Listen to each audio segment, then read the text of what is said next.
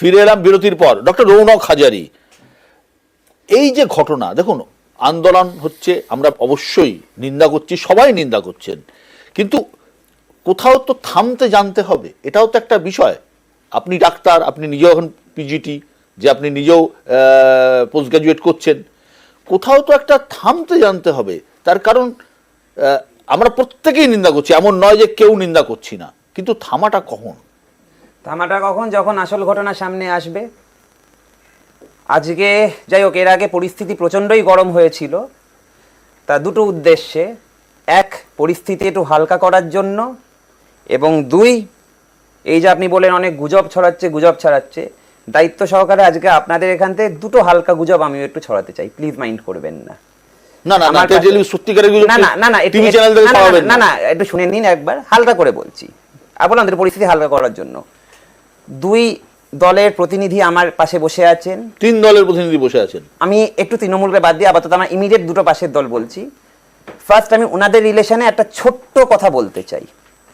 আমার একজন সহকর্মী, সংগঠনেরও সহকর্মী এবং কর্মেরও সহকর্মী, সে মাঝখানে আমাকে একটা কথা বলেছিল, এই যে আপনাকে বললাম না সব কিউমুলেটিভ এফেক্ট হেলথে হচ্ছে, কোনোটাই আইসোলেটেড নয়, তা আজকে তো চরম জায়গায় গেল সেটা, কিন্তু এর আগে বিভিন্ন এফেক্ট দেখে সেই বন্ধুটি আমায় একটা কথা বলেছিল, প্লিজ 2 মিনিট বলতে দেবেন, যে ভাই, মাইন্ড করবেন না, আপনাদের একজন নাম নিচ্ছি, যে ভাই, যা মনে হচ্ছে যদি এরকম মীনাক্ষী আজকে আমার পেশেন্ট হয়ে আমার কাছে আসে, তাহলে এক সময় না এক সময় তো পালা বদল হবেই, আমার ভবিষ্যৎ খুব উজ্জ্বল। একটাই শুধু কথা বলবো, 82 সালেও ডক্টর সন্দীপ ঘোষ একজন অর্থোপেডিক চিকিৎসক, 82 সালেও একজন অর্থোপেডিক চিকিৎসকের কাছে একজন নেত্রী গেছিলেন, আর আমি কিছু বলবো না, উঠতি নেত্রী। দ্বিতীয়ত, এবার আমার একদম পাশে যিনি বসে আছেন আমাদের বিজেপির, ওনার এন্ডে আমি একটা কথা বলবো, ওনাদের অপোজিশন লিডার অনেক রকম কথা বলেন যেটার কোনো মূল্য থাকে না, কিন্তু কালকে বিধানসভার বাইরে এবং আজকেও সম্ভবত দেখলাম উনি কোনো একটা সর্বভারতীয় চ্যানেলকে একটা বিজ্ঞপ্তি দিয়েছেন, হয়তো ওনার কথায় অজস্র অসঙ্গতি থাকে, কিন্তু 3টে নাম উনি বলেছেন apart from Sandip Ghosh. All those 3 names, দুটো নাম আপনাদের সামনেই বলতে পারি, যে যারা না, দুটো নাম আপনাদের সামনেই বলতে পারি যে তোরা সরকারি ব্যবস্থার মধ্যে আছেন, ডক্টর সুশান্ত রায় এবং ডক্টর অভিক দে, এরা নাকি গেছিলেন বলে গুজব আছে। 3 নম্বর নামটি বলবো না, যেহেতু উনি হচ্ছে আমাদের সরকারি সিস্টেমের মধ্যে নেই। এই 3টে নাম নিয়ে স্ক্রুটিনি হওয়া উচিত। আমি প্রথম কথা বলি, একটা তথ্য আপনি প্রথমেই আমার মনে হয় ভুল বললেন, সেটা মানে অজ্ঞানতা হোক বা ইয়েতে হোক, সেটা হচ্ছে যে আমি যতদূর খবর পেয়েছি সন্দীপ ঘোষের এখনো রিটায়ারমেন্টের বয়স হয়নি। হয়েছে কি? না, হয়নি। রিটায়ারমেন্টের সরকারি চিকিৎসা ব্যবস্থায় রিটায়ারমেন্টের বয়স কত? 65। সরকারি চিকিৎসা ব্যবস্থায় রিটায়ারমেন্টের বয়স 65। সন্দীপ ঘোষের এজ এই মুহূর্তে খুব বেশি হলে 55 ম্যাক্সিমাম, বা 55। আপনি 82 সালের কথা বলছেন, আপনি 82 সালে আমি ডক্টর সন্দীপ ঘোষের কথা বলছি, আপনাকে কে বলল? ওইটাই তো গুজব ছড়ালো, বাকিটা আপনারা দেখে নেবেন। আর তার সঙ্গে এটা বললাম, বিজেপি নেতা আজকে একটা কথা বলেছেন, বিষয় হচ্ছে যে আমি যেটা জানতে চাইছি, আমি আর কিছু বলতে চাই না, আমি জানতে চাইছি সৌরভের দত্তর কাছে, আমি আর কিছু বলতে চাই না। সৌরভ, বাকিটা আপনি আমাকে বলুন যে এই যে আইএমএ দেশ জুড়ে কর্মবিরতির ডাক দিয়েছে, চিকিৎসক সংগঠনের এই সিদ্ধান্ত কি সঠিক? দেখুন, সঠিক ভুল এগুলো তো সবই রিলেটিভ, ঠিক আছে? আপনি কি কোনটা সঠিক বলবেন? আপনি আজকে বলছেন যে সব কিছুরই একটা শেষ থাকে, কিন্তু আমি যদি একটা অন্ধকার সুড়ঙ্গে যে অনেকক্ষণ হাঁটতে অনেকক্ষণ হেঁটেছি, এবার আমার বসে যাওয়া উচিত, সুড়ঙ্গের মুখটা না দেখতে পাই, তাহলে তো সেই হাঁটার কোনো মানে হয় না। আমি কি কোনো সুড়ঙ্গে আলো দেখতে পাচ্ছি? কিচ্ছু না। আপনি আমাকে বলুন, পশ্চিমবঙ্গ সরকারের থেকে আমি জাস্ট আজকে তো এত কি আন্দোলনটা এই জায়গায় চলে এলো, ওই 4 ঘন্টার মধ্যে এই সন্দীপ ঘোষ মহাশয় নামক বিভৎস পাওয়ারফুল ব্যক্তিটিকে ন্যাশনাল মেডিকেল কলেজে পাঠানোর জন্য কালকে। এবং আবার এইটা আমি খুব জোর গলায় বলছি, যেটা একটা সিস্টেম ঘুণ ধরে আছে, এবং কিছু লোক তাদের মাতব্বরিতে আজ ডাক্তার সমাজ পাগলের জায়গায় চলে গেছে। সেখানে কখনো কখনো পিজিডে, যেটা তৃণমূলেরই শাখা সংগঠন, তার স্টিয়ারিং কমিটির মেম্বারকে এসে, আমি তো আইএমএ কে রিপ্রেজেন্ট করছি, বহু আগে কি করেছি আমি জানি না, আমি তখন অ্যাক্টিভ কোনো পলিটিক্সে বহু বছর নেই, কিন্তু ও তো অ্যাক্টিভ পলিটিক্সে আছে, তাকে এসে আজ তার দলের বিরুদ্ধে বলতে হচ্ছে, কারণ কোথাও একটা ডাক্তারি সত্তাটা ঘা খাচ্ছে কিছু লোকের জন্য। তাদের একজন সন্দীপ ঘোষ, আমি তো আপনাকে আরও বলছি, আজকে এখানে বসে বলছি, আপনি জানেন, আপনারা বলছেন ওখানে সৌম্যদীপ ছিল, সৌম্যদীপকে জিজ্ঞেস করুন, একটা গুন্ডা বাহিনী, তারা ডাক্তার, লজ্জা, ডাক্তার নামের লজ্জা। এই সন্দীপ ঘোষ ভাই নর্থ বেঙ্গল লবি করেই আবার বলছি, তাদের সৌম্যদীপদের প্রত্যেক দিন ধমকি দিচ্ছে, আন্দোলন করতে দেবো না, মেডিকেল কাউন্সিল আমাদের দখলে, রেজিস্ট্রেশন দেবো না, যেন মেডিকেল কাউন্সিল 2-4 জনের পৈতৃক সম্পত্তি। Medical, let me please, medical council কারুর পৈতৃক সম্পত্তি নয়। এবং সৌম্যদীপ এখান থেকে বসে আইএম এর প্ল্যাটফর্ম, আইএম এর থেকে তোমাদের বলে যাচ্ছি, যারা এরকম বলতে আসবে তাদের বলবে যে তোদের মেডিকেল কাউন্সিল সার্টিফিকেটটা থাকবে কিনা এবার দেখিস, আমাদের নিয়ে তোদের ভাবতে হবে না। নাম্বার 1। নাম্বার 2, এক মিনিট, নাম্বার 2, আজ অবধি সরকারের তরফ থেকে আপনি একটা সদর্থক ভূমিকা বলুন যার উপর ভরসা করে আমরা এই আন্দোলন তুলে নেব। কোর্ট দিয়েছে, সিবিআই কোর্ট দিয়েছে, আমি আজকে বিকাশবাবু বলছিলেন হসপিটালে কোনো আন্দোলন হওয়া উচিত না, আমি একমত। কার ভরসায় বাইরে আন্দোলন করব বিকাশবাবু? আপনাদের মাঝে পাঁচিলটা ছিল, কিছুক্ষণ টাইম লেগেছিল বলে আমাদের ছেলেপেলেগুলো বেঁচেছে, রাস্তার উপর থাকলে তো ওখান থেকে নিমতলায় নিয়ে যেতে হতো। আপনাদের ভরসায় বসে আমরা বাইরে করব? আমি আমি আমি আসছি, আমি এই মুহূর্তে একটা ছোট্ট ইন্টারভিউ এসছে, যিনি মারা গেছেন, যে চিকিৎসক আমাদের অত্যন্ত মর্মান্তিক ঘটনায় মারা গেছেন, তার বাবা কিছু বলেছেন, শুনবো। এই সমস্ত বিষয়টাকে ওইদিকে মুভ করার জন্য, এটাই তো আমরা বুঝতে পারছি কারা করেছে, কে করেছে, এই বিষয়ে তো আমরা বলতে পারবো না। এত আমার মেয়ে এবং ছেলে রাস্তা নেমেছিল, একটা মেয়ে এত দুর্বিষহ ভাবে সেদিন অস্বস্তি ভাবে ছিল, আমার দেখে অন্তত ভয় লাগছিল ও মেয়েটার আমার মেয়েটার মতন অবস্থা হবে না, আমার খুবই খারাপ লাগছিল। উনি প্রথম থেকেই চেষ্টা করছিলেন বিষয়টাকে গুরুত্ব দেওয়ার জন্য, এবং গুরুত্ব দিচ্ছেন, এটাও আমি দেখতে পাচ্ছি। উনি তো সিবিআই কে দেবেন বলেছিলেন, কিন্তু আমরা আগে থেকেই সেটাকে সিবিআই যাতে হ্যান্ড ওভার হয়, এর কোনো সমস্যা তৈরি না হয়, সেজন্যই আমরা সিবিআই কে দিই। মানে মোদ্দা কথা উনি যেটা বলতে চাইলেন যে ওনার বক্তব্যের নির্দেশ দুটো, একটা হচ্ছে উনি আগেও মুখ্যমন্ত্রী মমতা বন্দ্যোপাধ্যায় ভরসা কথা বলেছিলেন, আজকেও তাই বললেন, একই সঙ্গে এটাও বললেন যে এটা একটা পরিকল্পনা করে করা হয়েছিল এবং উনি মনে করেন তদন্তকে অন্য পথে ঘুরিয়ে দেওয়ার চেষ্টা হয়েছিল। আজকে যে সন্তানহারা পিতা, তার জায়গা থেকে তার তো ক্ষোভ থাকবেই, কিন্তু তারপরেও উনি কিন্তু প্রথম দিন বিকাশবাবু কিছু বলছেন, অনেকক্ষণ থেকে দাঁড়িয়ে বসে, বিকাশবাবু কি বলতে চাইছেন বলুন, বিকাশবাবু বলুন। হ্যালো, হ্যাঁ বলুন। হ্যালো, হ্যালো, হ্যাঁ বলুন বিকাশবাবু, শুনতে পাচ্ছি, শুনতে পাচ্ছি, বলুন, শুনতে পাচ্ছি, বলুন।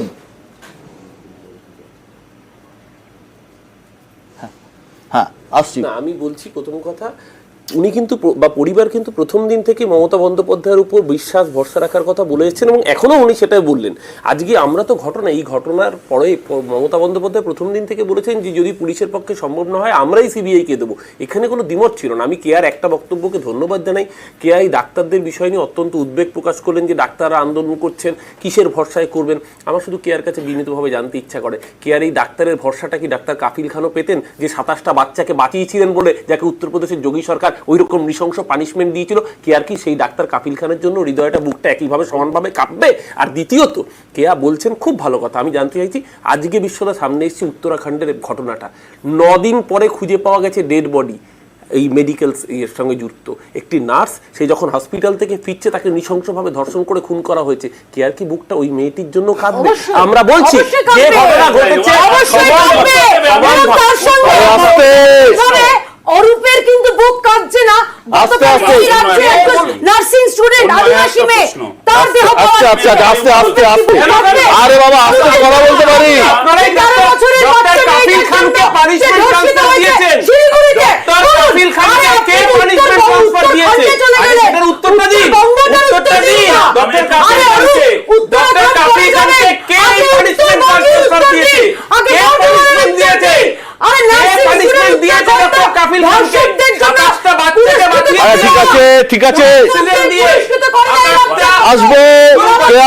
আরে ঠিক আছে আসছি। আমি আর সাইন্দিক স্বাভাবিকভাবেই উনি তো আস্থা দেখাবেন, কিন্তু আস্থা আরে কে আসছে? সিবিআইয়ের কাছে কাজ জানেন। শুনুন। এই মুখ্যমন্ত্রী আরে আসতে কে আসতে? একটা অত্যন্ত দুঃখ, অত্যন্ত দুঃখ, আরে কে অত্যন্ত দুঃখজনক ঘটনা ঘটেছে। অবশ্যই তাই। আমরা প্রত্যেকেই জানি। কিন্তু যখন এই উত্তেজিত ঘটনা হবেন না, সিবিআই আস্তে আপনি বলুন, ঠিক আছে। হ্যাঁ। উত্তরবঙ্গ আমি হয়ে বলছি যেতে যে অনেককে। এই যে আপনারা যে একটা ছোট্ট ইন্টারভিউ দেখালেন, খুব গুরুত্বপূর্ণ। এই নির্যাতিতা মেয়েটির বাবা রাজ্যের মুখ্যমন্ত্রীর ওপর ভরসা করতে চাইছে, রাজ্যের মুখ্যমন্ত্রী ওনার ভরসার মর্যাদা দিতে পারছে না, আর আপনি বলছেন যে ডাক্তারবাবুর অন্যায় করছে। দুটো কথা, আরে উত্তর দাও, উত্তর শোনো। এই একজন এনআরএস এ ডাক্তারবাবুর মাথার ব্রেন ইনজুরি হয়েছিল, তখন মুখ্যমন্ত্রী ঘন্টার পর ঘন্টা এনআরএস এর ডাক্তারবাবুদের নিয়ে মিটিং করেছিলেন, তারপর আন্দোলন তুলে দেওয়া হয়েছিল। আজকে কি পরিণতি? কোন ভরসায় ডাক্তারবাবুরা আন্দোলন তুলবে? এই মুখ্যমন্ত্রী ভরসায়? বিকাশবাবু বলুন, বিকাশবাবু বলুন। হ্যালো, হ্যাঁ বলুন, শুনতে পাচ্ছি, বলুন। হ্যাঁ শুনতে পাচ্ছেন? হ্যাঁ শুনতে পাচ্ছি, আচ্ছা, বলছি যে আমার দু তিনটে কথা বলার আছে। বলুন না। আমি দু তিনটে কথা আমার বলার আছে। প্রথম কথা, একটু আগে শুনলাম একজন বললেন যে এই রাস্তায় গিয়ে যখন আন্দোলন করবে তখন যখন মারা হবে তখন কি পুলিশ এসে ঠেকাবে? আমার বক্তব্যটা ছিল যে হাসপাতালের ভেতরে কেউ আন্দোলন করবে না। আমি কাদের উদ্দেশ্যে বলেছিলাম? ডাক্তারবাবুদের উদ্দেশ্যে। যে কোনো ডাক্তারবাবুরই উচিত না হাসপাতালের মধ্যে আন্দোলন করা। এবার ডাক্তারবাবুরা কি মানে লেখাপড়া জানেন না, বা তাদের কোনো বুদ্ধি নেই? তো তাদের যে তারা যে বাইরে গিয়ে আন্দোলন করবে তার মধ্যে কোনো ভ্যান্ডালিজম থাকার কথা নয়। তারা শান্তিপূর্ণ আন্দোলন করার পক্ষে, এইটুকু আমার মনে হয়। এইবারে তারপরে যদি ভ্যান্ডালিজম হয় তাহলে সেটা কাজ হবে। দ্বিতীয় কথা হচ্ছে আমার যখন ডিফেন্ড করছেন আগে ক্ষমা চাওয়া উচিত যে আমরা ব্যর্থ হয়েছি। আমার দ্বিতীয় কথা হচ্ছে যে আমি যেটা বলতে চাইছি যে হাসপাতালের নিরাপত্তার ব্যাপারে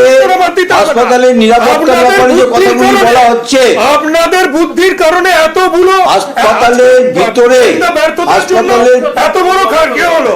আরে তাই তো, উনি তো ডিফেন্ড করছে, সুতরাং পুলিশ বাহিনীর দায়িত্ব তাকে নিতে হবে। আমিও তো রাজ্য করে স্টুডেন্ট নই। আরে আমার কথাটা আগে শুনুন। আপনারা তো এতক্ষণ বললেন, আমি কিছু বলিনি। এবার আমার কথাটা শুনছেন না কেন? আমি যে কথাটা বলছি সেটা শুনুন দয়া করে। বলছি যে ডাক্তারবাবুরা শিক্ষিত মানুষ, তারা নিশ্চয়ই ভ্যান্ডালিজম করবে না, এটাই হচ্ছে আমার মতামত। আমি এই মতে বিশ্বাসী। এবং কে বিশ্বাস করলো কি না করলো আমি জানি না, আমি আমার কথাটাই বলছি। দ্বিতীয় কথা হচ্ছে ওই যে সন্দীপ ঘোষের বদলি হলো 2 ঘন্টার মধ্যে, অর্ডার ক্যান্সেল হয়ে গেল। হ্যাঁ, এটা তো ওনার ক্ষেত্রে হলো কি, এমন কোন গ্রাউন্ড ছিল যেটা বদলিটা আবার ক্যান্সেল হয়ে গেল? এবার আমাদের যে পুলিশ অফিসারগুলি আজকে 16 সাল থেকে বাইরে পড়ে আছে, সমস্ত জনদরদী নেতা, সমস্ত জনদরদী রাজনৈতিক নেতাগুলি আছেন, তাদের সবার উদ্দেশ্যে আমি বলছি, কেউ কি কোনোদিন খবর নিতে গেছে এরা বাড়িতে যে এরা কেমন অবস্থায় আছে? তুলনা ঠিক হবে না। একটা মর্মান্তিক ঘটনা ঘটেছে, সেই মর্মান্তিক ঘটনার নিন্দা আমরা প্রত্যেকে করছি, এবং তারপরেও যেটা করেছে সেটাও খুব খারাপ ঘটনা, এর নিন্দা আমরা করছি। আমি সৌরভের কাছে একটা স্পেসিফিক জিনিস জানতে চাইবো। সৌরভ, তুমি ছাত্র রাজনীতি করেছো, এই তুমি বলছিলে এই কারণে তোমাকে আমি দীর্ঘদিন ধরে চিনি, অন্তত 20 বছর ধরে। সৌরভ, তোমাকে আমি চিনি অন্তত 20 বছর ধরে, তোমাকে চিনি। তোমাকে আমরা ছাত্র রাজনীতি করতে দেখেছি সাংবাদিকতা জীবনে। তুমি আইএম এর গুরুত্বপূর্ণ মেম্বার। শুধু তাই নয়, তুমি ভারত পশ্চিমবঙ্গের অন্যতম সেরা অঙ্ক সার্জন। তার কারণ ক্যান্সারে তুমি টাটা মেডিকেলে ছিলে, সেখান থেকে আজকে বেসরকারি হাসপাতালের ক্যান্সারের একটি বিশিষ্ট চিকিৎসক।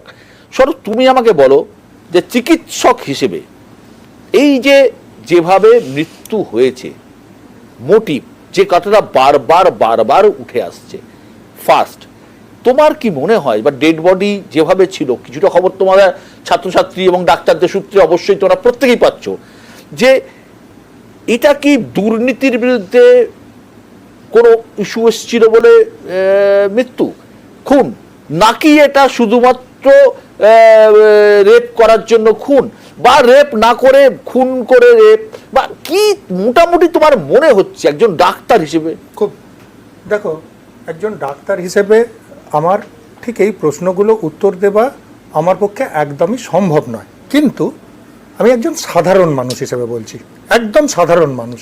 কতগুলো ঘটনা পরম্পরা, সেটার কারণে নাম্বার 1, হোয়াটসঅ্যাপে বিভিন্ন ঘুরছে, একজনের পক্ষে খুন করা সম্ভব নয়, কেউ তিনজনে পেলভিক ভেঙে গেছে, মুখ ভেঙে গেছে, কিন্তু ইনজুরি রিপোর্ট দেখে আমি আরেকটি নিউজ চ্যানেলের ইয়েতে ছিলাম দুদিন আগে, সেখানে একজন ফরেন্সিক এক্সপার্ট এবং একজন খুব সিনিয়র রিটায়ার্ড পুলিশ অফিসার দুজনেই বললেন যে এই ইনজুরি রিপোর্ট দেখে একজনের পক্ষে সম্ভব নয়। আমি সেটাও বাদ দিচ্ছি, তাদেরও সেটা ভুল হতে পারে, একজন অমানসিক শক্তি সম্পন্ন লোক দুজনের থাকতে পারে, আমি জানি না।